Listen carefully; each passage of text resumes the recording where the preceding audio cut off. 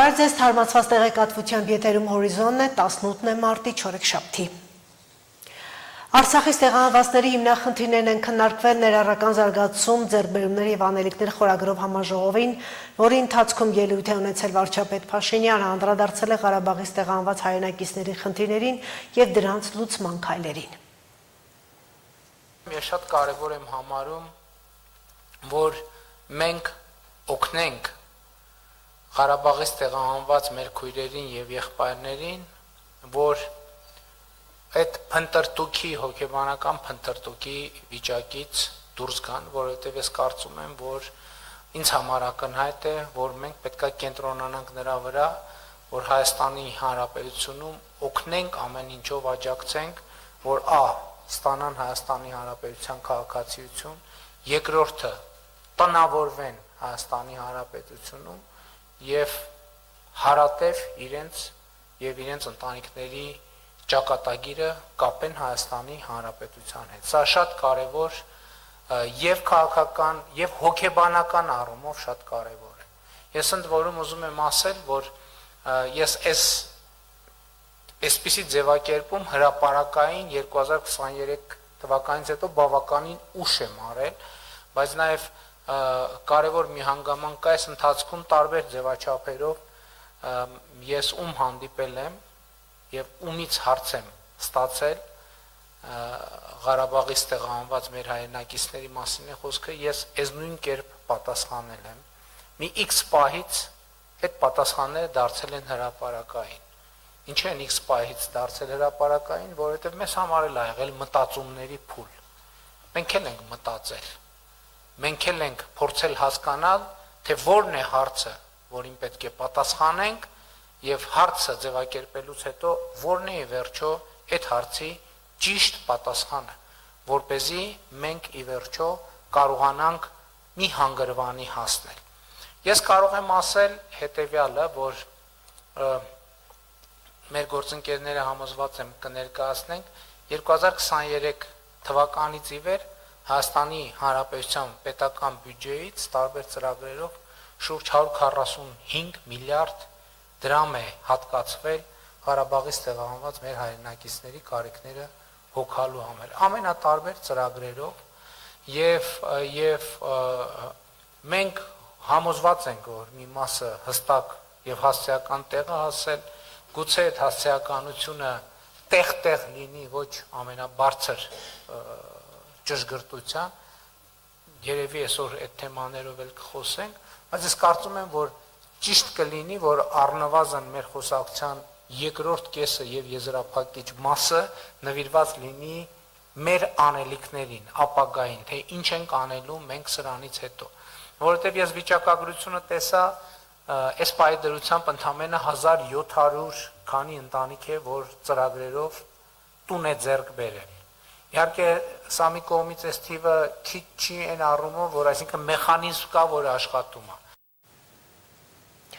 Ուժեղ Հայաստան կուսակցությունը այսօր ներկայացրել է իր ուժեղ խաղաղություն անունը կրող անվտանգային ծրագիրը, որը մշակվել է Հայաստանից ու արտերկրից ներգրաված առաջատար անվտանգային փորձագետների թիմի կողմից։ Ի դեպ թիմում ընդգրկված են հիմնականում նախկին բարձրաստիճան զինվորականներ, դիվանագետներ, անվտանգության փորձագետներ Հայաստանից, Իսրայելից, Հունաստանից, Միացյալ Նահանգներից։ Անվտանգության ծրագիրը հիմնված է 6 խոստումների վրա։ Ըստ թիմի անդամների մշակել են մի իրատեսական ծրագիր, որը թույլ կտա բարձրացնել Հայաստանի անվտանգային համակարգը, ժամանակակից նոր մակարդակի ունենալ պաշտպանված սահմաններ, ուժեղ բանակ եւ իրական խաղաղություն։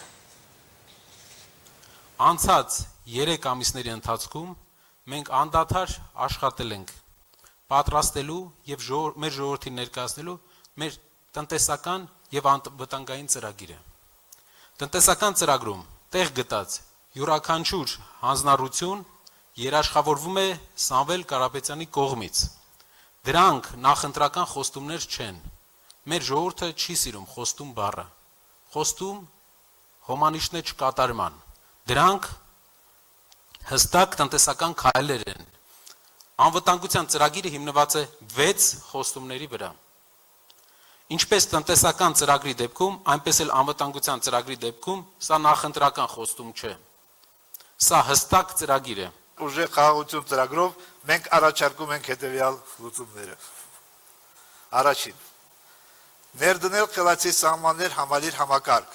մարդկային գործոնների ռիսկը նվազեցնելու եւ սահմանների անխոցելիությունն ապահովելու համար։ Սահմանագծի ողջ երկայնքով արհեստական բանականության հիմնման վրա սենսորային ցանցերի եւ ինքնավար հարվածային միջոցների տեղակայում։ Երկրորդ. ստեղծել ռազմական հետախուզության եւ կանխատեսման համակարգ, սպառնալիքները վաղ փուլում հայտնաբերելու նպատակով։ Երրորդ. զինված ուժերում միասնական կառավարման համակարգի ներդրում, որը կառավարում է օդային, ցամաքային եւ տեղեկատվական տիրույթների համապատասխան գործողությունները։ Չորրորդ. Հայաստանի անկախության համար տեղական ռազմարտունաբերական համալիրի ստեղծումը մեզ համար գերական նպատակ է։ Հինգերորդ. Հայաստանի երկինքը լինելու է ամբողջովին պաշտպանված։ Սա մեզ համար գերական նպատակ է։ Ցավալիորեն պատմությունը ցույց է տվել, երբ անպաշտպան է Հայաստանի երկինքը, անպաշտպան է հայ զինվորով։ Հակաօդային պաշտպանության համակարգերի, որսիչ դրոններ, հակաօդային հրթիռներ, ռեփ համակարգեր, խափանման մեթոդներ կիրառմամբ Հայաստանի երկինքը կլինի պաշտպանված։ Վեցերորդ. ինձ համար պատվի հարց է, որ մեր հասարակության մեջ վերականգնվի հայ զինվորի, հայ սպայի պատիվը։ Բանակը դառնալու է մասնագիտական աճի եւ սոցիալական բարձր կարգավիճակի երաշխավոր, հիմնված մարդկային արժանինքների ու տաղանդի արժևորման վրա։ Մենք վերանայելու ենք սպայական կազմի կրթական ստանդարտները, շեշտը դնելով ռազմավարական մտածողության, տեխնոլոգիական գրագիտության եւ առաջնորդության վրա։ Զինվորական ծառայությունը պետք է դառնա երկրի ամենամրցունակ մասնագիտություններից մեկը։ Ազգային անվտանգության բարձրագույն խորհրդի քարտուղար Ալի Լարիջանիի սպանությունից հետո Իրանը հարվածի նոր ալիք է սկսել Իսրայելի նկատմամբ։ Իսրայելն էլ կարծես փոխում է մարտավարությունը, դարձյալ հույսը դնելով Իրանի ներսում հնարավոր բողոքի ցույցերի վրա։ Իրանի պատերազմի ֆոնին Միացյալ Նահանգներում հրաժարական է տվել հակաաբեկչության հարցերով պատասխանատուներից մեկը, հայտարարելով, որ Իսրայելն է Միացյալ Նահանգների ներքաշել պատերազմի մեջ։ Իրանի ազգային անվտանգության գերագույն խորհրդի քարտուղար Ալի Լարիջանիի սպանությունը Իրանը հաստատեց միայն ժամեր հետո։ Առանցքային այս պաշտոնյայի սպանությանն անդրադառնալով Իրանի բանակի ղեկավար Ալի Խաթամին հայտարարեց, թե իրենք վրեժխնդիր կլինեն Լարիջանիի մահվան համար։ Ճիշտ ժամանակին եւ ճիշտ տեղում վճռական, զսպող եւ ջղաձգող պատասխան կտրվի։ Դրանից հետո Իրանը սկսեց հարվածներ հասցնել Իսրայելին եւ Մերձավոր Արևելքի երկրներում ամերիկյան ռազմական թիրախներին։ Ամերիկյան զինուժն էլ հրթիռային հարված հասցրեց Հորմուզի նեղուցի մոտ գտնվող իրանական թիրախներին։ Բայց ռազմական այս գործողություններին զուգահեռ Իսրայելը դարձյալ ակնկալում է Իրանի ներսում հնարավոր գործողությունների իրականացումը։ Դա է պատճառը, որ Լարիջանիի եւ Բասիջ զինված խմբավորման հրամանատար Ղոլամռեզա Սոլեյմանիի մահվանից հետո, որոնք տարբեր տեղեկությունների համաձայն առանցքային դեր են ունեցել միառժամանակ առաջ Իրանում տեղի ունեցած բողոքի ցույցերի զսպման հարցում, Իսրայելը փորձում է առավել ակտիվացնել հասարակական գործընթացները Իրանի ներսում։ Իսրայելի վարչապետ Բենյամին Նեթանյահուն իր տեսաուղերձում դիմել է Իրանի ժողովրդին այսպիսի ձևակերպումներով։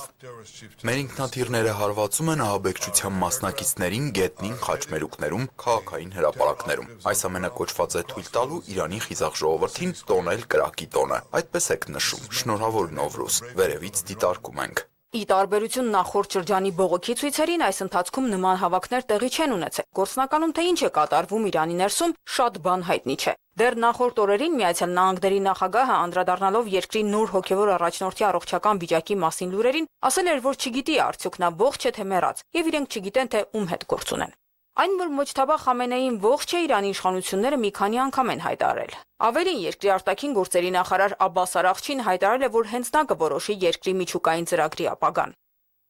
Այս պահին ես այն դիրքում չեմ, որպեսզի գնահատեմ, թե ինչպիսին կլինի նոր առաջնորդի դիրքորոշումը այս հարցում իրավական կամ քաղաքական տեսանկյունից։ Ինչպես հասկանում եմ, այն չպետք է էապես տարբերվի մեր նախկին գծից, սակայն պետք է սպասենք, մինչև նրա տեսակետները հստակ դառնան։ Ըստ նրա, Իրանը միշտ ձգտել է պահպանել խաղաղ նպատակներով ատոմ մշակելու իր իրավունքը։ Իդեպ Իրանի դեմ պատերազմի ֆոնին հրաժարական է տվել Միացյալ Նահանգների ազգային հակահավեկչական կենտրոնի տնօրեն Ջոզեֆ Քենթը, պնդելով, որ Իսրայելն է նահանգներին ներքաշել հակամարտության մեջ։ Սոցիալական ցանցերում հրապարակված իր նամակում նա գրել է, որ չի կարող մաքուր խղճով աջակցել Իրանում շարունակվող պատերազմին։ Նրա խոսքով Իրանը Միացյալ Նահանգների համար անմիջական սպառնալիք չէր, եւ իրենք այս պատերազմը սկսեցին Իսրայելի եւ նրա հզոր ամերիկյան լոբբիի ճնշման պատճառով։ Թրամփն էլ մեկնաբանելով նրա հրաժարականը, ասել է, թե նա շատ թույլ էր անվտանգության հարցում։ Անդրադառնալով նրա հրաժարականին, Իրանի արտաքին գործերի նախարար Աբբաս Արաղչին հայտարարել է, որ Մերձավոր Արևելքում պատերազմի հետևանքները կզգացվեն ամբողջ աշխարհում, նշելով, որ միջազգային հանրության ավելի շատ ներկայացուցիչներ պետք է դեմ արտահայտվեն հակամարտությանը։ Լիսնե Ալագուլյան, Հորիզոն։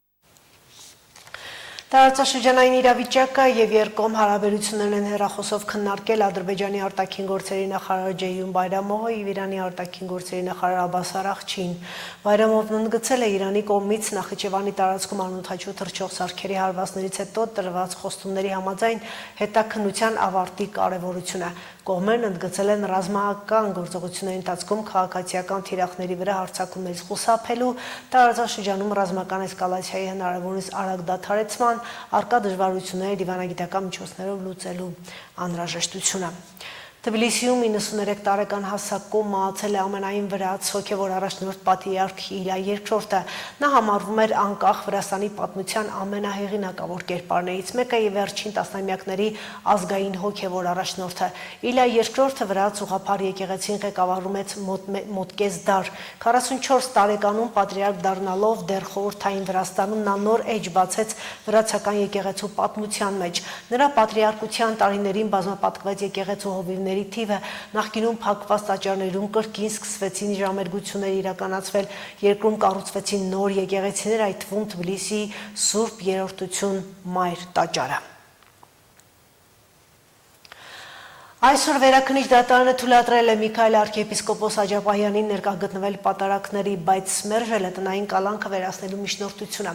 Փաստաբան Երեմ Սարգսյանը դատարանին է ներկայացրել Շիրակի հավատացյալների դիմում խնդրանքը Սուրբ Ազանին ազատ արձակելու, հետևաբար պատարակների մասնակցելու վերաբերյալ։ Փաստաբանների խոսքով լրացել է պատժի կրման 1/3-ը, իսկ սա նոր հանգամանք է վերացնելու տնային կալանքը։ Դատարանը սակայն խափանման միջոցը փոխելու որևէ հիմք չի գտել։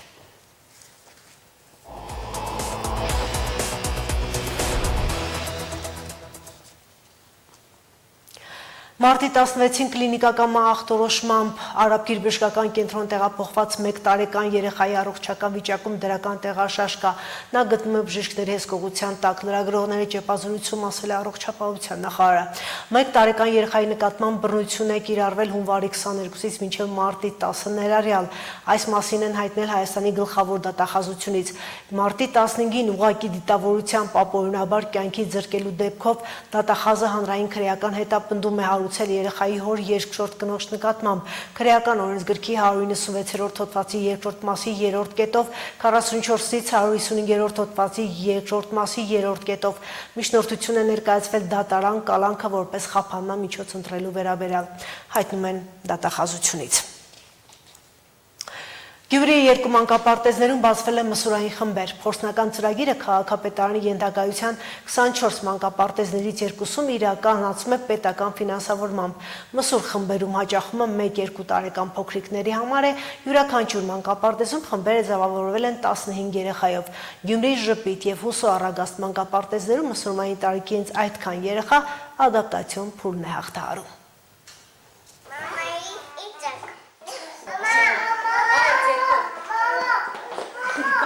Նոր քայլել սովորած 1 տարեկան այս բալիկների առաջին օրերը մանկապարտեզում ամենադժվարն են անցել։ Նոր անծանոթ տեղում ծնողից բաժանվելը եւ մի քանի ժամով նրանից հեռու լինելն արդեն անհարմար վիճակ է ստեղծել, բայց օր-օրի բաժանման պահերը սկսել են հաղթահարվել, թեկուզ անծանոթ միջավայրում փոքրիկն արագ մոռանում է ամեն ինչ։ Շատ քիչ կհուզվին մաման կա ու վերջ։ Հենց կգան խմբասենյակ արդեն երկով պարով, հա, իրանց հետ մենք խաղում ենք ու վերջ։ Իրանք մոռանում են մամաներին։ Առավոտվա հուզմունքն ու լացը մանկան պարզ ու զուլալ աչքերում արագ ժպիտով է փոխարինվում։ Դաստիարակ դայակների հոգատարությունից բացի մանկապարտեզի մսուրային խմբում վաղ տարիքի երեխաների խնամքն ապահովելու համար ամեն ինչ կա։ Խմբասենյակներից մեկը վերանորոգվել է, նոր գույքով կահավորվել, բավարար պայմաններ են ստեղծվել, որտեղ 15 փոքրիկների են ընդունել։ Սկզբից կիրառվեց փափուկ ադապտացման ընթացք։ Ծնողների հետ եկան երեխաները, բաժանվեցին ենթախմբերի, տարբեր ժամերի, ասենք այսպես ժամերով մնացին, մեկ-մեկ ժամով մնացին, մանկապարտեզի տարածքին, խմբասենյակին, իրենց հետ աշխատող մանկավարժներին, աշխատակազմին, այսպես ընտելացան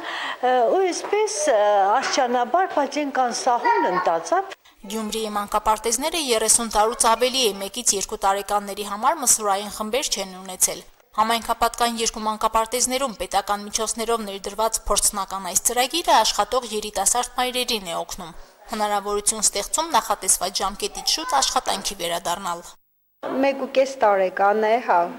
հաճույքով արդեն սկսել է գալ։ Բուջուրի համար ամենակարևորն է, որ տամպես ընդունում են, սիրով ճանապարհում։ Հնարավորություն է հատկապես աշխատող ծնողի համար, որ կարող ենք համատեղել աշխատանք, ընտանիք, բալիկ։ Այս խմբում ընդգրկված սաների ծնողները հիմնականում աշխատող ծնողներ են, կամ որ չեն աշխատում, բայց եթե երեխաներին բերել են, իրենք ավելի շուտ կամ իրենց ֆիզիոլոգիական արձակուրդից կվերադառնան կամ աշխատատեղի մասին կմտածեն։ Բոլորն էլ շահագրգիռ են, որ եթե բերել են, պետք է իրենք աշխատեն։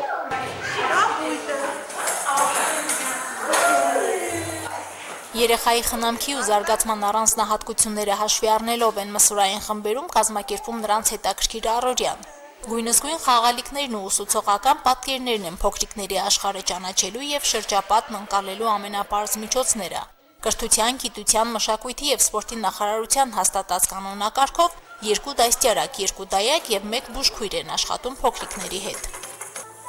Մենք վաղ տարիքի խմբի հետ ունենք այնտեղ կանոնակարգային պահերը, լրիվ գրված է, մենք այդ կանոնակարգով առաջ ենք գնում, բոլոր պահերը, մանրամասները կան երեխայի դաստիարակության, զարգացման, սնունդի, ակտիվ զբոսանքի, ակտիվ խաղի, այդ ամեն ինչը մշակված, ֆիքսված կա։ Հիմնականում թե գիտենք, այստեղ երեխաներին խաղն է, խնամք եւ խաղ։ Փոքրիկների հետ հիմնականում շատ քիչ է մեզ տված պարապմունքի ժամերը, 3 րոպեից մինչև 5 րոպե, շան նկարենք գրատախտակին, շունիկի, փիսիկի, այդ եշկեր ենք տնում, երեխաները վազում ցերկով, համ շունիկին են ցույց տալիս, համ փիսիկին են ցույց տալիս, ոնց որ թե պարապմունք լինի, բայց խաղի տեսքով։ Շունը որտեղ է։ Ապրես, իսկ փիսիկը։ Ապրես, փիսիկը ո՞նց է մլավում։ Հուսո առագաստ մսուր մանկապարտեզի փոքրիկները հարմարվելու շրջանն արդեն հաղթահարել են։ Տան միջավայրից դուրս նույն ընտանեկան ջերմությունն են ստանում փոքրիկները։ 1-1.5 տարեկան երեխաները մտերմանում, իրար հետ խաղում, զբաղվում են։ Սնվում, քնի ռեժիմն էլ չեն խախտում։ Առաջ օրերը մենք օրորում էինք, բայց ծնողներն ասեցին, որ օրորել պետք չէ, իրենք է պարգեցին կքնեն։ Պարկում ու քնում են։ Կան երեխաներ, որոնք արտանում, լալիս են, մյուսներին արտասնում են, բայց էլի օրորելու միջոցով քնեցնում ենք բոլոր երեխաներին։ Ամելին է, մի տարեկան, 6 ամսական է, շատ պարզ խոսում է, իրեն տարեկին համապատասխան, շատ այսպես պարզ խոսքեր է ասում, մի քիչ ինձ հետ է կապնված, առանց ինձ ենքում չի գնում։ 2 մանկապարտեզների մսուրային խմբերում ընդգրկվել են այս տարիքային խմբում հերթագրված երեխաները։ Այս պահին երկուսում էլ իրենց հերթին են սպասում 25-ական երեխա։ Փորձնական ծրագիրը Գյումրիից առաջ ներդրվել է Երևանում եւ Հրազդանում։ Նախատեսվում է պետական բյուջեի միջոցներով մսուրային խմբերի հասանելիություն ապահովել նաեւ խոշորացված համայնքներում։ Մարինե Տերբինյան, Վահագն Բարակյան, Հորիզոն։ Շանթ մեդիա ակադեմիան արդեն բաց է, ստեղծելով նոր կրթական հարթակ մեդիա ոլորտում։ Տեղեկանալու համար ինչ հնարավորություն է այն առաջարկում, ինչպես է կազմակերպում ուսուցման գործընթացը, դիտեք ռեպորտաժում։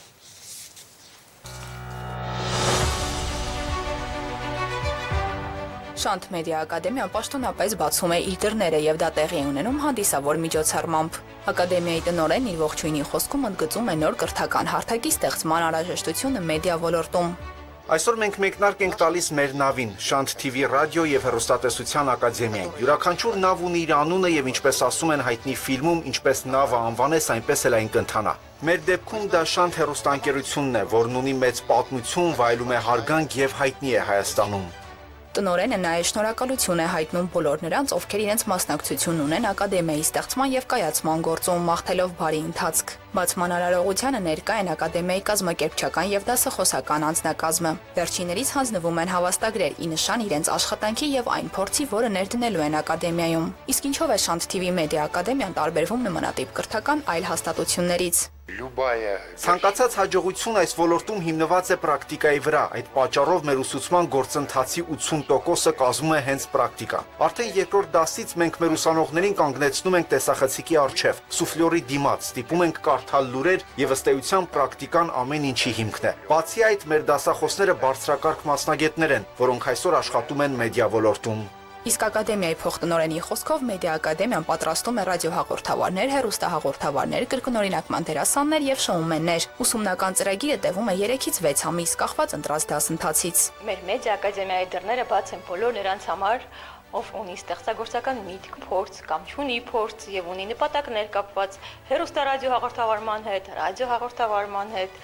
բաց ենք տալ նոր գիտելիքներ եւ գործնական պարապմունքներ։ Ինչպես եւ ինչ միջավայրում են անցկացվում դասընթացները, ինչ սկզբունքներով եւ մեթոդներով են դասախոսները աշխատում, այս մասին էլ հենց նրանք են պատմում։ Փորձում եմ հասկանալ արդյոք այն մարդիկ, որոնք որ եկել են ակադեմիա, իրենց տեսնում են ապագայում այս ոլորտում եւ փորձում եմ հասկացնել իրենց, որ եթե դա այդպես չի, ավելի լավ է հենց հիմա ուրիշ ուղի ընտրել եւ զբաղվել այն գործով, որը որ ձեզ ավելի հոգեհարազատ է եւ մոտիկ է։ Տեսնում եմ ուսանողների վառվող աչքերը, որոնք ոգևորում են, տեսնում եմ, որ մոտիվացված են մարդիկ, ու նույնիսկ տեսնում եմ, որ կան կայացած մարդիկ, ում այդ իմ տված գիտելիքները կարող են օգտակար լինել միգուցե մասնագիտությունը փոխելու հարցում, միգուցե իրենցից ինչ-որ մեկը իսկապես հեռուստատեսությունում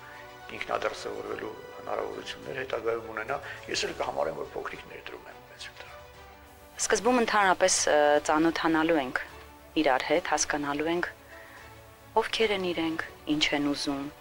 7 նախադասությամբ փորձելու են պատմել իրենց մասին։ Ինչու են եկել այստեղ, ինչու են ընտրել այս աշխարհը, ինչ են ակնկալում ընդհանրապես Շանթ Մեդիա Ակադեմիայից։ Եվ հետո արդեն կամաց փոքր խաղեր եմ անվանում, բայց իրենք իրականում խաղեր չեն, իրենք վարժանքներ են, ծանոթանալու են ընդհանրապես այդ խոսքի հմտություններին,